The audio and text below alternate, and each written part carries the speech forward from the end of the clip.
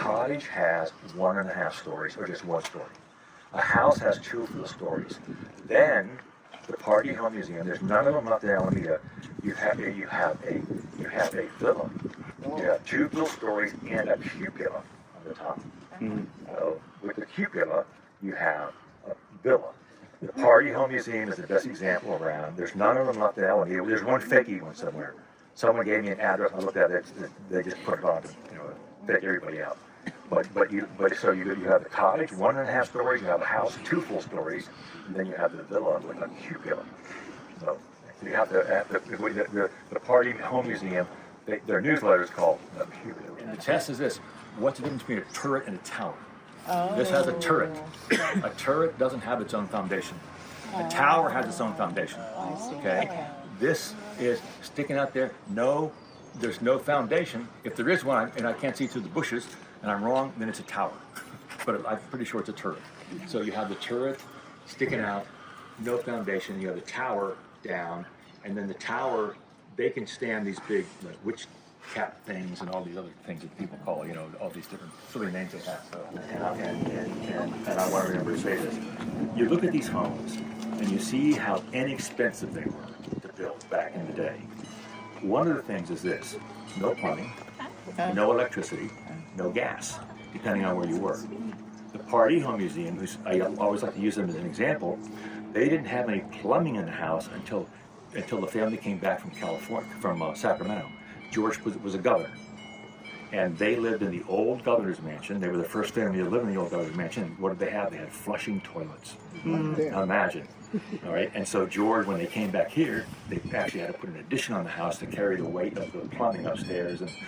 But you could find Alas flushed the toilets. And this is 1903. All right, so yeah, these houses were inexpensive, but hey. You had to use gas to light your, and some of the cheap gas smelled pretty, the kerosene smelled pretty bad. But if you got lots of money, use whale oil. So always remember they say, oh man, this house costs $1,300. Well, yeah, no electricity, no plumbing, and no toilets or anything. So you really got to look at the house from this way because they put an addition on later. Right? So the addition was put on later, but this is the home, eclectic in style. Henry Haight Myers designed this home with his partner. And one of the very, there are 2 people that are real famous in Alameda that got their hands dirty and their feet wet and all that after the earthquake by being able to be qualified enough to design and put buildings in San Francisco after the earthquake. So Henry Haight Myers and Julia Morgan are 2 of these people. And both of them came over here with partners and built houses here. Julia, I think, built 1 house. We have a mystery here. We can't find her 7th house. I thought it was, and it turns out it wasn't. But Julia did 7 houses here. Henry Haight Myers did dozens of homes here, including his own. He was a carpenter by birth. His dad was a carpenter. They lived in Livermore.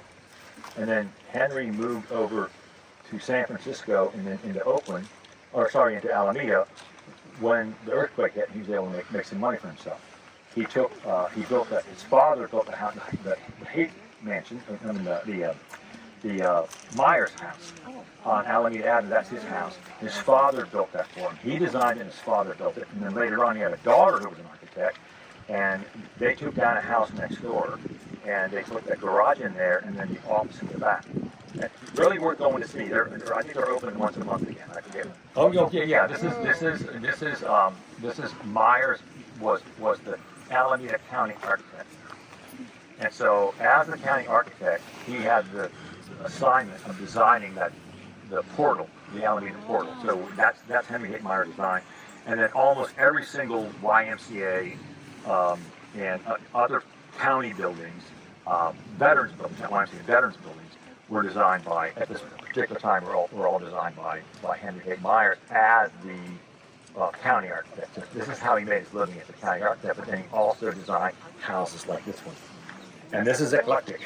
You can't say the least, but it's spectacular. What style it is, see what I mean? It's spectacular. They made the brick. Instead of wood, they put brick on the entire first floor. It's clinker. 2 gables, and look at the pineapple. See the pineapple? Yeah, right. This is welcome. This means welcome. mean, well, Yeah. it's a pineapple, right? Hospitality. And this was right on the shore. This was Frank. Frank was the lumberman, and he at first lived in San Francisco. There's a hilarious article in the Alameda paper. He got married in 1895, and then in 1901, he and his wife divorced, and the newspaper article said she couldn't take it anymore. Something like that. So it's more people make the newspaper, and the guys write the papers. And you know, if it's in the newspaper, it's got to be true. So it's got to be true. But he built this afterwards, right? And then he lived here until his death in 1913. And sometime between his having a lot of money and his death, they moved the lumber company from San Francisco over there on 16th and whatever it is, right by the where the Warriors play ball. Chase Chase Stadium. They moved it down to right where the bridge side is right there. All that was looped. And there's a real. I wrote a book one time called Cattle Crew, History of Cattle Crew, and they have a real cool picture of the guys rowing by there. And there's a big, huge sign that takes up the whole space. Which there has loop lumber. So they kept the name. He died in 1913. They kept the name, and the lumber yard was torn down in the 1970s. All right, and then they built the first shopping center down there, and that's the one where my friend, the first shopping center is one where he won't shop there because you can smell gas and oil when you go shop. The bigger sign was taken away, but there's a big U sign. I could be wrong, but I'm pretty sure when you see the picture of the sign in the Cattle Crew book, that sign is a much bigger sign than the one. If you ever go to the Alameda Museum, you'll see the Loop lumber sign. And that's Is it L-O-O-P? L-O-P, Oh, yeah, okay. yeah, Frank Loop. They also have a schooner named for him, the FS Loop, and it's called a diveable wreck. So you have to have a permit. You can't just do it on your own. Wherever it is, you can go dive on it and have a look at it. So FS Loop. He used schooners to transport lumber from the north coast down to here. And then he had his lumber yard there, and either he fashioned the lumber for you or however you wanted it fashioned, or he just sold you the lumber depending on how you wanted it done. And he lasted until the building lasted until the 1970s. So, and we're talking about we're going to do Bay Farm, BC, before Cowan at our next walking tour. We'll talk about that too.